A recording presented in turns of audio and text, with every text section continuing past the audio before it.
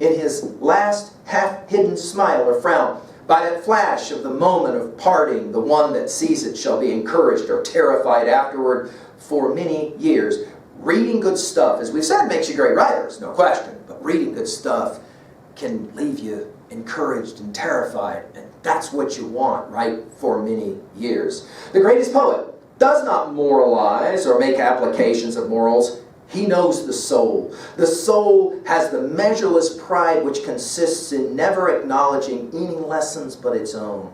But it has sympathy as measureless as its pride, and the one balances the other. And there's, of course, the key word, balance, harmony, right?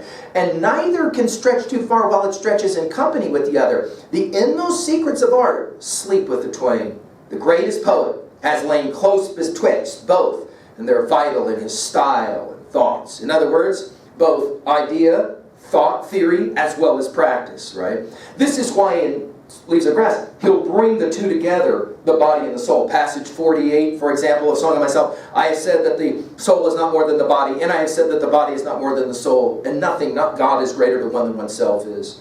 He continues, the art of art, the glory of expression, and the sunshine of the light of letters is simplicity. Sounding very much, of course, like Thoreau's Walden, right? Nothing is better than simplicity. Nothing can make up for excess or for the lack of definiteness. He continues a few lines later. The greatest poet has less of marked style and is more the channel of thoughts and things without increase or diminution, and is the free channel of himself. He swears to his art, I will not be meddlesome. I will not have in my writing any elegance or effect or originality to hang in the way between me and the rest like curtains. In other words, easy to pick up and read. Many of you have said that when you pick up and you start to read Whitman, you find that accessibility. I will have nothing hang in the way, not the richest curtains. What I tell for precisely what it is.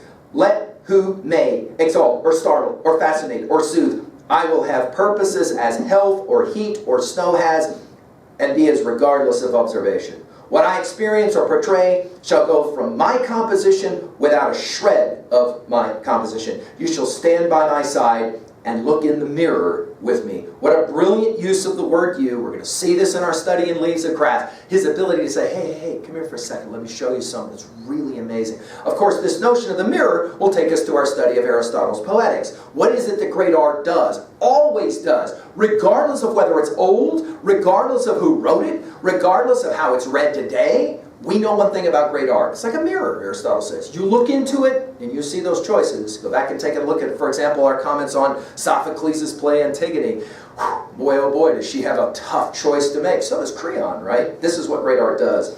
He finishes this passage by saying, the old red blood and stainless gentility of great poets will be proved by their unconstraint. Whitman's going to say some things in Leaves of Grass that's going to offend some people. A heroic person walks at his ease through and out of that custom or precedent or authority that suits him not. Of the traits of the brotherhood of writers, savants, musicians, inventors, and artists, nothing is finer than silent defiance advancing from new, free forms. I mean, this is it. Whitman is saying in 1855, you want to know what America will look like in 1955, and then of course now in 2055, I'll tell you what it's going to look like. Defiance. Don't tell me what to do. He will, a few lines later, talk about the American bard. Only now, he'll be talking about it, as he'll say in another poem, Poets to Come. The American bard shall be marked for, what is it? What is it that if somebody is talking about an idea that they genuinely believe in, what is it that hallmarks it as authentic and real? Marked for generosity and affection and for encouraging competitors. This is the integralist, Whitman. He says, if you're arguing with somebody who is not of your political proclivity, how is that argument driven by anything other than generosity and affection for encouraging competitors? They shall be cosmos, he loves this word, without monopoly or secrecy, glad to pass anything to anyone, hungry for equal night and day. They shall not be careful of riches and privilege. They shall be riches and privilege, as we've said many times in our lectures on Whitman. He doesn't talk about privilege, he talks about blessing. Why? Because when you feel blessed, that ain't privilege. Why? Because privilege is something that's given to you, you get to expend. Blessing is something that is shared with you that you must share yourself. And this is pure Whitman in his best. They shall perceive who the most affluent man is. The most affluent man is he that confronts all the shows he sees by equivalence out of the stronger wealth of himself. The American bard shall delineate no class of persons, nor one or two out of the strata of interests, nor love most, nor truth most, nor the soul most, nor the body most, and not be for the eastern states more than the western, or the northern states more than the southern. It was Whitman who was calling to America to say, we've got to all be together in whatever it is that we're about. Exact science and its practical movements are no checks on the greatest poet, but always his encouragement and support. There's no tension between the humanities and science for Whitman. The outset and remembrance are there, the arms that lifted him first, embrace him best. There he returns after all his goings and comings, the sailor and traveler. He says a number of lines later, the great master, now he's talking about the poet as a master, has nothing to do with miracles. He sees health for himself in being one of the mass. He sees the hiatus and singular eminence. To the perfect shape comes common ground. To be under the general law is great, for that is to correspond with it. The master knows that he is unspeakably great and that all are unspeakably great. That nothing, for instance, is greater than to conceive children and bring them up well. That to be is just as great as to perceive or tell. You want to do something great? What is it that Wordsworth says in Tintern Abbey? Of course, Whitman loved that poem, Tintern Abbey, right? Little nameless, unremembered acts of kindness and love. Take care of the children of the world. I don't have any children, I'm too young. No. They're all our children. Yeah, they're all our children, right? And he says that's the goal. In the make of the great masters, the idea of political liberty is indispensable. Liberty takes the adherence of heroes, wherever men and women exist, but never takes any adherence or welcome from the rest more than from poets. They're the voice and exposition of liberty. They, out of ages, are worthy the grand idea. To them, it is confided, and they must sustain it. Nothing has precedence of it, and nothing can warp or degrade it. The attitude of the great poets is to cheer up slaves and horrify despots. Of course, it will be Whitman who will challenge Americans to see that all of us have to appreciate the challenges that America was built on a culture of slavery. No question, we cannot deny that Thomas Jefferson owned slaves. And yet for Whitman by 1855, he's ready to challenge Americans to say, we must learn to live beyond the horrors of the past, the sins of the past of our country. And yet, no doubt, love that country, deeply love that country. We can do both, and Whitman said, yeah, you can. Then he begins to talk about poetry, and he says it this way, most works are most beautiful without ornament. Exaggerations will be revenged in human physiognomy. Clean and vigorous children are jetted and conceived only in those communities where the models of natural forms are public every day. Great genius and the people of these states must never be demeaned to romances. As soon as histories are properly told, there's no more need of romances. The great poets are also to be known by the absence in them of tricks and by the justification of perfect personal candor. Then folks echo a new cheap joy and a divine voice leaping from their brains. How beautiful is candor. Now, as we say in our Talks with Walt lectures, Whitman's going to write some things in Leaves of Grass that will be candor, examples of candor, direct, right? They're going to shock a lot of people. Henceforth, let no man of us lie, for we have seen that openness wins the inner and outer world, and that there is no single exception, and that never since our earth gathered itself in a mass have deceit or subterfuge or prevarication attracted its smallest particle or the faintest tinge of a shade, and that through the enveloping wealth and rank of a state or the whole republic of states, a sneak or sly person shall be discovered and despised. We're always good at pointing out the duplicity, the hypocrisy of our politicians. We're not always so good at pointing it out in ourselves. Before we rail against the hypocrisy of others, Whitman suggests, why not look more closely at ourselves? He will say a few moments later, a great poem is for ages and ages in common, and for all degrees and complexions, and all departments and sex, and for a woman as much as a man, and a man as much as a woman. This is a man who loved to quote Homer out loud. He will, of course, argue, this is why we read the Iliad and the Odyssey and the Aeneid. A great poem is no finish to a man or woman, but rather a beginning. Has anyone fancied he should sit at least under some due authority and rest satisfied with explanations and realize and be content and full? To no such terminus does the greatest poet bring. He brings neither cessation or sheltered fatness and ease. The touch of him tells in action.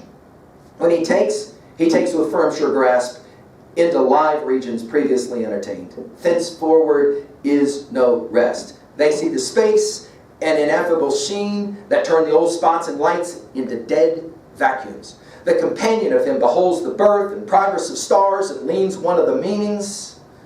Now, he says, there shall be a man cohered out of tumult and chaos. The elder encourages the younger and shows him how. It's brilliant. And we're going to see this in our study of Song of Myself, passage 46-47.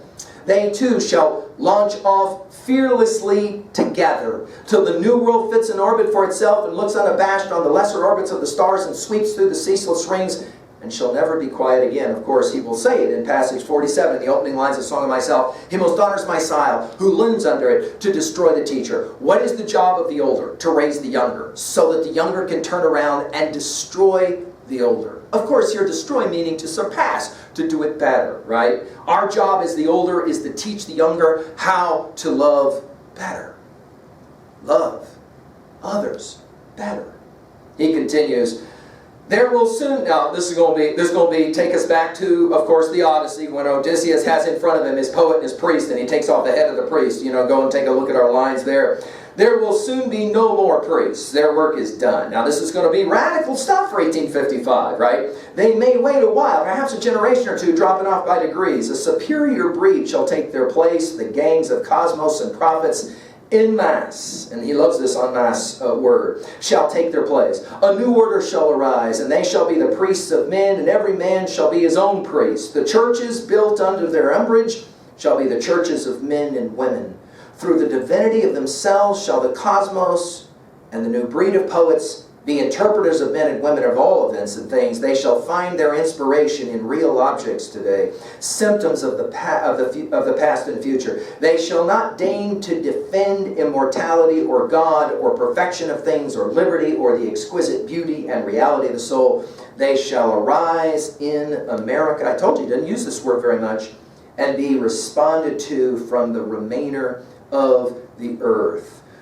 That is to say, if you want to talk about what makes America a truly special kind of nation, he says, it's our ability to live and cherish all of us, all of our different points of view. Well, the final lines of the preface, how are you going to end a preface? It's an amazing set of lines. He finishes it this way. The poems, distilled from other poems, will probably pass away. That is to say, we don't read much of the Iliad and the Odyssey and the Aeneid anymore, although we will argue that we should. Most people don't. Why? Because Whitman's going to reinvent much of that in his Leaves of Grass. The coward will surely pass away. The expectation of the vital and great can only be satisfied by the demeanor of the vital and the great. The swarms of the polished, deprecating, and reflectors of the polite float off and leave no remembrance. America prepares with composure and goodwill for the visitors that have sent word. It is not intellect that is to be their warrant and welcome. The talented, the artist, the ingenious, the editor, the statesman, the erudite, they're not unappreciated. They fall in their place and do their work. The soul of the nation also does its work. No disguise can pass on it. No disguise can conceal from it.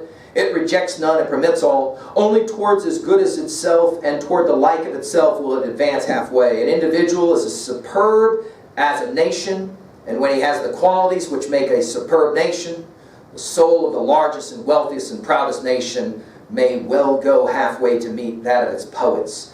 The signs are effectual. There is no fear of mistake. If the one is true and the other is true, the proof of a poet is that his country absorbs him as affectionately as he has absorbed it. And of course, we're in 1855, 6 years later, the 12th of April, 1861. We will fight a war that will end the 9th of May, 1865. And of course, that war broke, as we say in other lectures, as we comment on drum taps from Leaves of Grass, that war broke Whitman's heart. And yet, he still wanted to believe there was a chance. Well, I'll hope that there's a chance that this set of comments will lead you to want to maybe spend a little more time with Whitman and Leaves of Grass. Thank you.